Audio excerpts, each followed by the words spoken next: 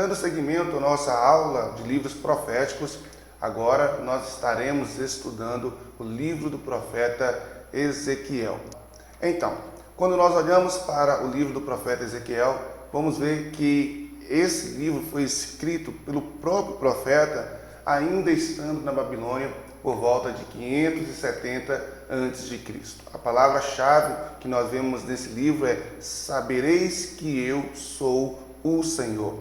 Entendemos a partir desta palavra-chave de que Deus se manifesta de uma maneira graciosa ao final dos 70 anos, para que esse povo saiba que o mesmo Deus que os enviou ao cativo é o mesmo Deus que vai trazê-los de lá. O nome Ezequiel significa Deus fortalece e não aparece em nenhum outro lugar do Velho Testamento. À semelhança de Jeremias, Ezequiel também era sacerdote. Passou os 25 primeiros anos da vida em Jerusalém.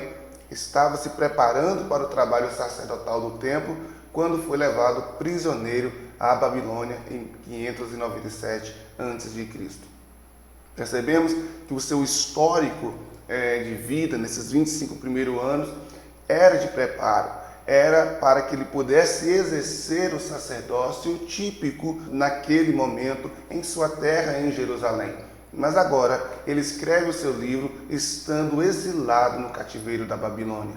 Lá no capítulo 1 e capítulo 3, juntando os dois versos, diz: estando eu no meio dos exilados, junto ao rio Quebar, se abriram os céus e eu tive visões de Deus. Filho do homem, eu te dei por atalaia sobre a casa de Israel. Da minha boca ouvirás a palavra e as avisarás de minha parte.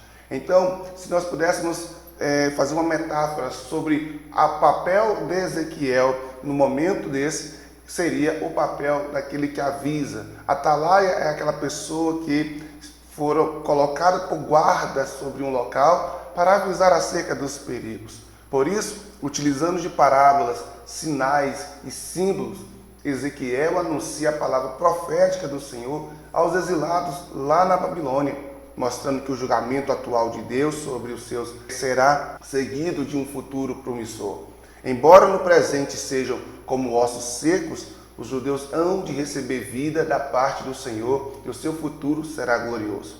Nesse momento, nós percebemos essa sequência. Se você tem acompanhado as aulas, percebe que Deus, desde o profeta Isaías, falando ao reino do norte, depois vindo pelo profeta Jeremias, através das lamentações, que foi o momento em que o povo foi trago à Babilônia. E agora, já no período babilônico, vemos que Deus sempre está tendo o zelo e o cuidado de falar ao povo, de avisá-los, de poder trazer esse povo ao arrependimento. E agora, já eles vivendo o tempo do julgamento, Deus está tendo o cuidado de falar: vocês estão passando por um momento de julgamento, mas eu estarei fazendo com que vocês tenham um futuro glorioso. Por isso, nós, ao lermos o livro do profeta Ezequiel, vamos perceber essas 4 divisões dentro do seu livro. Assim como Daniel e Apocalipse, ele vai encontrar termos ali literários que pertencem ali a gêneros apocalípticos, a forma apocalíptica de escrever o seu livro. Outros 2 exemplos, como falei, é Daniel e Apocalipse.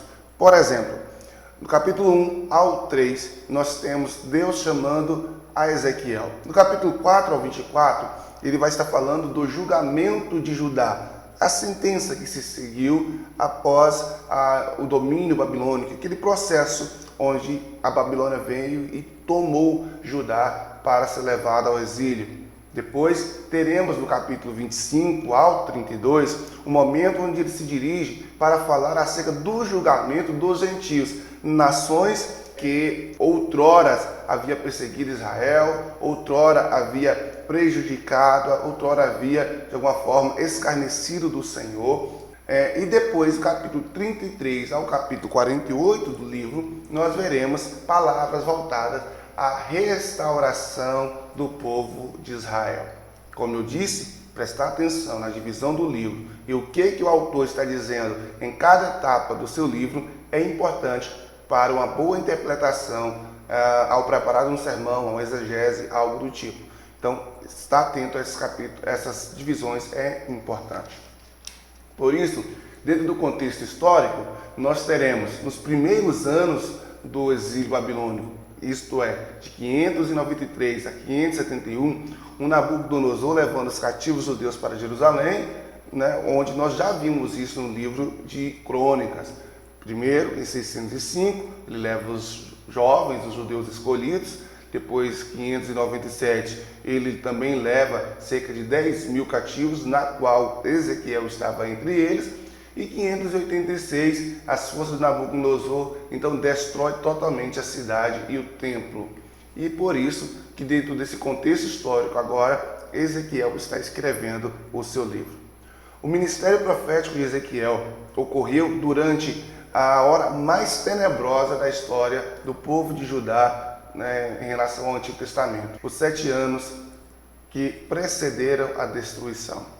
E é interessante, gente, que nesse momento em que, além dele estar assistindo à destruição do seu país, além de estar sendo levado cativo, acontece a fatalidade em que a sua esposa morre, como está escrito no capítulo 24, do verso 15 ao 18.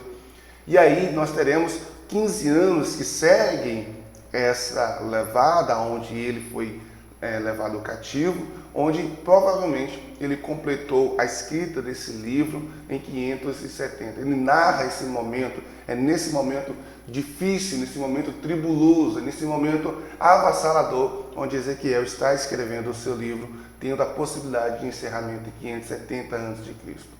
Quando nós lemos esse livro, percebemos que em relação a conteúdo é extraordinário. Primeiro, porque vai falar da soberania de Deus. Deus dirige as nações e o destino não é só Israel aqui, mas todas as demais nações. Percebemos que um dos trechos do livro de Ezequiel é dirigindo aos gentios. As palavras que Deus proferiu através do profeta Ezequiel hão de se cumprir, porque é isso que nós vamos vendo, essa palavra se cumprindo ao decorrer do tempo, e como eu disse, algumas palavras voltadas em cunho apocalíptico, para o final dos tempos. Depois, percebemos a responsabilidade individual, porque o exílio não tinha acontecido apenas em parte da culpa daquela geração, mas da culpa das gerações de Israel que vinha se rebelando tempos após tempo. Mesmo que a culpa tenha uma dimensão corporativa, Ezequiel, então, no seu capítulo 18, vai dizer que as consequências individuais da desobediência é muito forte. Então, por mais que Judá venha dizer que todas as gerações anteriores a eles haviam estado pecando esse tempo todo, e por causa disso Deus havia levado eles à punição, Ezequiel está dizendo, enfatizando de que há responsabilidades individuais dentro desse grupo. Por isso, vamos encerrar o livro de Ezequiel dizendo sobre Cristo nesse livro. Primeiro, nós vamos perceber que a grande mensagem messiânica desse livro está na visão escatológica que Ezequiel tem a respeito da restauração de Israel. Nós precisamos entender que o Israel de Deus vai ser totalmente transformado, restaurado, Senhor, futuramente. O Cristo virá e restaurará a nossa sorte. Também a própria pessoa do profeta constitui um tipo de Jesus no Antigo Testamento. Ezequiel se auto-intitula Filho do Homem, título que só o próprio Jesus utiliza para referir a si mesmo. Nós vemos isso muito em Lucas. Ezequiel recebeu o poder para anunciar a mensagem de Deus quando o Espírito do Senhor caiu sobre ele. Percebemos que quando nós lemos a profecia ou a palavra dos lados dos ossos secos, nós vamos perceber que Ezequiel tem autoridade para ordenar ao Espírito vir e entrar sobre aqueles ossos. Ezequiel recebeu o Espírito para falar sobre as questões do seu tempo e sobre as profecias relatadas nesse livro. É por isso que Ezequiel retrata um tipo de Cristo no Antigo Testamento. Uma outra cristologia que nós podemos encontrar é que, da mesma forma que o Senhor Jesus iniciou seu ministério de pregação após a descida do Espírito Santo sobre ele, da mesma forma assim for Ezequiel.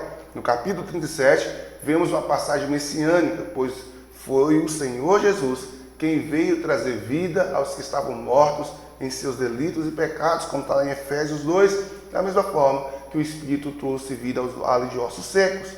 E por fim, Ezequiel 37, 10. A Igreja de Cristo é um numeroso exército. Um dia nós também deixaremos nosso exílio e estaremos na pátria que Jesus nos preparou. Assim, veremos o livro de Daniel, que é um outro livro escrito no período do exílio, e fecharemos assim os nossos estudos sobre livros proféticos, livros dos profetas maiores. Até lá!